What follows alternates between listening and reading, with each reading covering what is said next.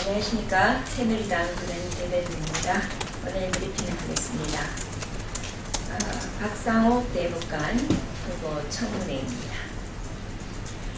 박상옥 대법관 후보 청문회에서 새정치민주연합은 무리한 정치 공세로 망신을 자초했습니다.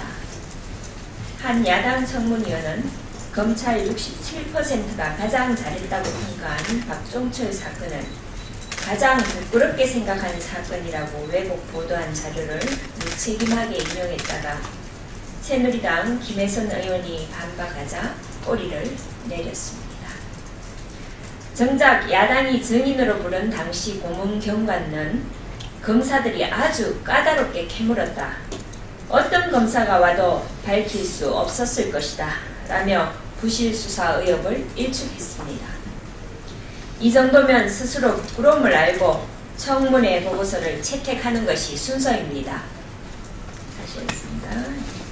이 정도면 스스로 부끄러움을 알고 청문회 보고서를 채택하는 것이 순리입니다. 박상옥 후보자는 병역 기피, 위장전입, 탈세, 논문 표절 등 청문회 단골 의혹이 전혀 제기되지 않고 있습니다. 박종철 사건 당시 주임 검사는 압도적 찬성으로 헌재 재판관에 임명한 야당이 막내 검사에게 모든 책임을 지우려는 진짜 이유가 무엇인가? 진보좌파 시민단체 눈치 보기 때문이라면 제1야당이 언제까지 당의 세력에 끌려다닐 것인지 답답한 노릇입니다. 하루빨리 청문회 보고서를 채택해 주시기 바랍니다. 공무원 연금개혁 관련입니다. 어제 여야는 공무원 연금개혁 특위와 실무기구의 활동을 9일부터 동시에 시작하기로 합의하였습니다. 앞서 여야는 합의로 특위의 활동 기간을 5월 2일로 한 차례 연장했습니다. 더 이상의 연장은 없습니다. 실무기구는 4월 23일까지 특위의 안을 제출해야 하므로 집중력 있게 완수해 주시기 바랍니다. 새정치민주연합의 우용건 원내대표께서 어제 새누리당은 날짜에만 집착하고 내용과 합의에는 관심이 없는 것 같다라고 말했다고 합니다. 새누리당은 개혁의 내용과 완성도에 매우 관심이 많습니다. 또 집중력 있게 개혁을 진행하는 것의 중요성을 알고 있습니다. 반면 새정치민주연합은 국민대타협기구 활동 시한을 사흘 앞두고서야 수수께끼 같은 야당안을 발표했습니다. 묵은 과제를 두고 지지부진하게 시간을 끌어서는 좋은 결과를 얻어낼 수가 없다는 사실을 명심해야 합니다. 재정 추계 발표도 더 이상 미룰 수 없습니다. 새누리당 안, 정부기초안, 김태일 교수안, 김용아안, 노조안의 재정 추계 결과를 조속히 발표해 줄 것을 정부에 부탁드립니다. 일본 문제입니다. 일본은 한국이 일본의 땅인 독도를 불법 점거하고 있다고 거짓 기술한 중학교 교과서를 승인한 데 이어 2015년 외교청서를 통해서도 독도가 일본 땅이라고 주장했습니다. 외교청서에는 독도에 대해 역사적 사실에 비춰봐도 국제법상으로도 명백한 일본 고유의 영토라는 주장을 실었고 9년 만에 외교청서 전문 영어판도 만들어 전 세계에 배포할 것이라고 합니다. 기가 막힙니다. 독도는 역사적, 지리적, 국제법적으로 명백한 우리 땅이고 한국이 실효적 지배 중입니다.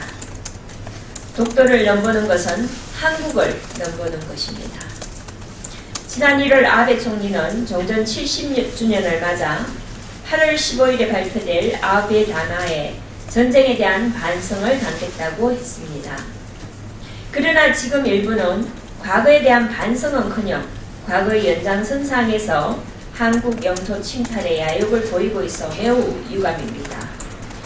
일본은 얼마 전 방일한 메르켈 총리가 독일은 과거를 직시했다는 한 말을 명심해야 하겠습니다. 과거에 대한 철저한 반성과 각성으로 세계의 리더로 우뚝 선 독일의 교훈을 가슴 깊이 새겨야 합니다. 전북교육감 관련입니다. 김승환 전북교육감이 세월호 참사를 나치의 만행에 빗대는 망언을 했습니다. 전대미문의 대학살을 저지른 나치의 만행과 세월호 참사를 같은 시각에서 바라봤다는 것은 김 교육감의 기본적인 자질마저 의심케 합니다. 정부의 부실 관리 감독 책임을 묻는 것과 살인죄의 고의성 여부를 묻는 것은 완전히 다른 차원의 문제입니다. 김 교육감은 지난해 교육감에 당선된 직후 세월호 추모 기념일 지정과 추모 조형물 제작 의사를 밝혔습니다. 이에 지역에서는 김 교육감은 교육부 장관이나 경기교육감이 아니다. 지역 학생 안전사고 예방부터 책임을 다하라 하는 지적을 받았습니다. 김 교육감의 행태는 세월호 참사를 자기 정치에 이용하려는 삼류 정치로밖에 볼 수가 없습니다. 교육감은 아이들의 교육 전반을 책임지는 막중한 자리입니다. 자기 정치가 아닌 아이들을 위한 정책에 집중해야 할 것입니다. 노사정 합의 관련입니다. 어제 노사정위원회가 8인 연석 회의를 개최했습니다. 지난 3일 이후 중단되었던 논의를 5시간 동안 이어갔지만 결론을 짓지 못해 안타깝습니다. 박근혜 대통령께서 노동시장 구조 개혁을 두고 더 이상 미룰 수 없는 시대적 과제라고 말했습니다. 급변하는 고용 환경에 맞춰 노동시장의 구조를 개혁해 나가는 것은 필요 불가결한 일입니다. 노동, 금융, 공공, 교육 4대 부문 구조 개혁으로 경제의 새 판을 짜야 하며 노동시장 구조 개혁은 그 시작이 될 것입니다. 쟁점에 대한 치열하고 성숙한 논의로 노동시장 구조 개혁의 포문을 열어주기를 바랍니다. 4.29 재보궐 관련입니다. 오늘로 4.29 재보궐선거가 20여일 앞으로 다가왔습니다. 새누리당은 남은 기간 동안 지역 살림을 살뜰하게 챙기고 이끌어 나갈 새누리당은 남은 기간 동안 지역 살림을 살뜰하게 챙기고 이끌어 나갈 우리 후보들을 알리기 위해 전력 질주를 하고 있습니다.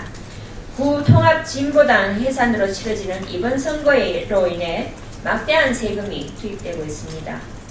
승리를 위해 통진당과 야합하고 이들의 국회 진출을 도왔던 새정치민주연합은 그 책임에서 자유로울 수 없습니다.